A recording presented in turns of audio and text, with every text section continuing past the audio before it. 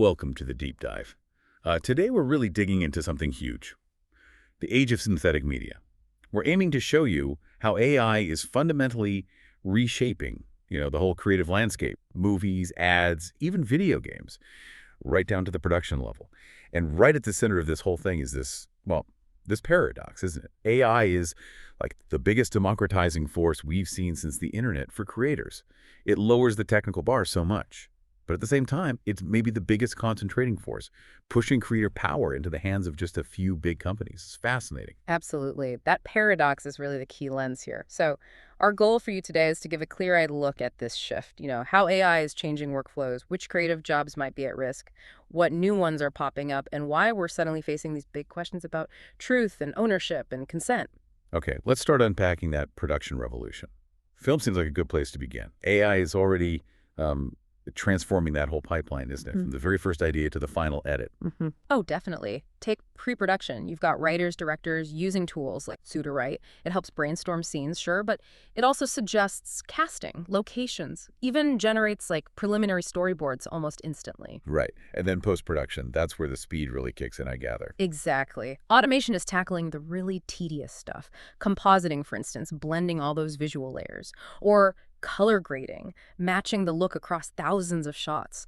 That's incredibly labor-intensive. By automating parts of that, studios are reporting projects that used to take years, now maybe around a month. We're seeing animation time slash by, up to 40%. 40%. Wow. That brings us to generative video, which feels like the next big leap. There seem to be two different philosophies emerging, right? Like OpenAI's Sora versus, say, Runway. That's a great way to put it. You have Sora, which is sort of this automated cinematic engine. Give it a text prompt, get a photorealistic scene. Then you have platforms like Runway Gen 3. They seem more focused on giving artists granular control, letting them tweak and refine the AI output to match their vision. It's less magic box, more power tool. Interesting distinction. Yeah. And this idea of hyperscale efficiency, it's hitting advertising just as hard. Oh, absolutely. The ad world has really jumped on this for rapid content generation. At volume, think ChatGPT, Jasper, Copy.ai, spitting out slogans, social posts instantly, Midjourney, DLE for quick visual mockups, storyboards. Oh, and it's not just theoretical. We saw that Heinz AI ketchup campaign go viral. Just asking an AI, what is ketchup, and getting the Heinz bottle back. Pretty clever. And now in 2024, it's mainstream Coca-Cola, Toys R Us, Pedigree. They're all using AI ads. Yeah, and that Coca-Cola holiday campaign is actually a really telling example of the workforce changes. They had, over 70,000 AI-generated video clips to sort through. To make that work, they needed a team of 100 people. And get this, 5 of those were dedicated AI specialists. Wait, hang on. 100 people just to process 70,000 AI clips? That doesn't sound purely like efficiency gain. Is it just shifting the workload, like from creating stuff to just sifting through mountains of AI output? A kind of curation grind. That's precisely the question the sources raise. The focus of the labor is shifting. It's less about crafting something from scratch and more about high-speed quality control, selection, prompt engineering, refining, not originating. Okay, let's pivot to the third big area, video games.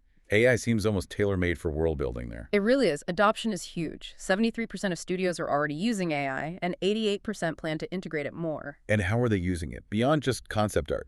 Concept art, yes. 3D asset generation too. But the big one is procedural generation, using algorithms to actually build out these vast, detailed game worlds instead of artists placing every single object manually. It's about scale and variety. And you also see specialized tools emerging, like Ubisoft's Ghostwriter.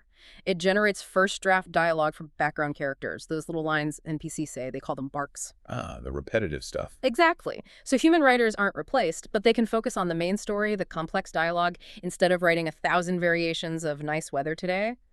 And the efficiency gain is real. About 40% of studios say their workflows are roughly 20% faster because of AI. Okay, this is all impressive, but we have to tackle the workforce impact directly. All the efficiency.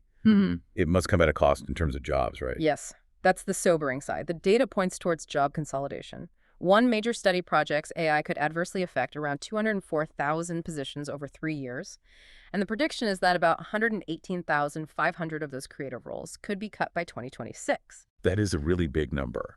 Why those jobs specifically? What makes a sound editor or a 3D modeler more vulnerable than, say, a lead writer? It often comes down to the nature of the task. Sound editing, vixing, basic 3D modeling, concept art, routine VFX. Many of these roles involve a lot of technical execution, tasks that can be, broken down into steps, into rules, matching color precisely, cleaning up audio noise, generating standard assets from descriptions. These are things that are becoming easier to instruct an AI to do via prompts. But hang on, we just talked about AI empowering solo creators. Shouldn't the rise of freelance prompt engineers or AI artists balance out losing some entry-level positions? That's the hope, but it's not just about replacement, it's about evolution. And that evolution needs new skills. We've seen a huge spike, like a 1,000% increase in job postings for AI prompt engineers, AI trainers, ethical AI experts.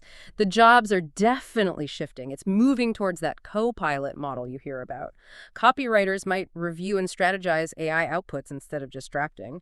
Designers guide the final look. Screenwriters are seeing AI as a partner almost, something that can generate ideas, give feedback like an audience, research like an expert, or just automate boring tasks. Okay, so roles are changing, new roles are emerging, but what about the people whose current jobs are being automated? That's the crux of the problem, the skills mismatch. A junior animator or an entry-level editor whose tasks are automated. They don't necessarily have the advanced technical or strategic skills for these new AI-focused roles overnight. It points to a massive need for retraining, for upskilling. Otherwise, you risk having a pool of talented, creative people left behind. Which loops us right back to that core paradox we started with, democratization versus corporate control. Because on one hand, yeah, AI lowers the barrier. An indie filmmaker with Runway ML or DALL-E can suddenly prototype or even execute ideas that used to need a big budget and team. It does democratize filmmaking, reduces costs. That's the story, the Silicon Valley pitch anyway. But if you dig a bit deeper, the reality of corporate concentration is pretty stark. The most powerful, game-changing models like Sora, they're proprietary. They're owned and controlled by huge tech companies. So creators become, in a sense, tenants, not owners, renting access to the tools that define the future of their field. And it's not just about ownership, but practical access too, right? Yeah. You mentioned open source alternatives hitting hardware limits. Exactly. Even if you try to go the open source route, models like Step Video need something like 80 gigabytes of VRAM to run properly. 80 gigs of VRAM. Okay, for listeners, that's way beyond what even a high-end gaming PC has. That's serious server-level hardware we're talking about. Precisely. It's not something the average person, or even many small studios, can just have sitting around. It immediately limits who can really use these tools outside of a corporate or cloud computing context. And beyond access, there's the sheer volume issue. If big corporations can generate content almost limitlessly, doesn't that risk just flooding the market? Drowning out human artistry, making it almost impossible for new, independent voices to get noticed through all the AI noise. That's a huge concern. The effectively bottomless capacity means they could potentially devalue creative work simply through saturation. Which brings us squarely into the ethical minefield. Truth, consent, ownership. The stakes feel incredibly high here. Deep fakes, realistic, synthetic media, it really shakes the public's ability to know what's real. Some experts are calling it a crisis of knowing. And it's not just theoretical risk. It's being used now for political disinformation, for sophisticated fraud, for personal harassment. It's serious. On the flip side, there are efforts to combat this. You have groups like the Coalition for Content Provenance and Authenticity, C2PA. They're working on ways to certify where digital media comes from, its history, like a digital watermark or chain of custody, to help rebuild trust. And this ties into creator rights too, doesn't it? The whole IP question. Right. Training these models on vast amounts of copyrighted work without permission. That's been a massive legal battleground. We've already seen a huge settlement, what was it, $1.5 billion between an AI company and authors over exactly that. Copyright infringement on a massive scale. $1.5 billion. Wow. That certainly sets a precedent, doesn't it? Suggests the legal system is starting to grapple with what fair use means when you're talking about training data in the terabytes. It does, and it's why unions have been so active, pushing for contractual safeguards. They've had success in demanding explicit consent and fair compensation before a performer's digital likeness can be used, or their voice cloned, or they're digitally resurrected, like those CGI characters in Rogue One. They're fighting that battle at the bargaining table, trying to get protections in place now. So wrapping this all up, Where does this leave us? Where does it leave creatives, studios, audiences? Well, the bottom line is AI isn't just another tool or trend. It's a fundamental shift, a restructuring of how media gets made and consumed. It really does redistribute where the value lies. As the technical, repetitive tasks get automated, those core human skills, emotional intelligence, cultural understanding, complex storytelling, ethical judgment, they arguably become more valuable because they're harder to replicate. So the future isn't set in stone. It depends on choices we make now. The sources seem to suggest a few possible paths, from AI being a helpful co-pilot to, well, something more like systematic displacement if AGI takes over.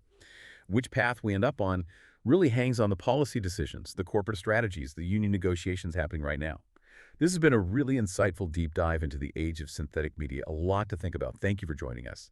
And if you want to keep exploring how AI is shaping our future, definitely subscribe to the Before AGI podcast for more deep dives like this one. Also, feel free to check out my YouTube channel, Ochieng AI, that's Ochieng, for tutorials and more insights. Thanks for listening.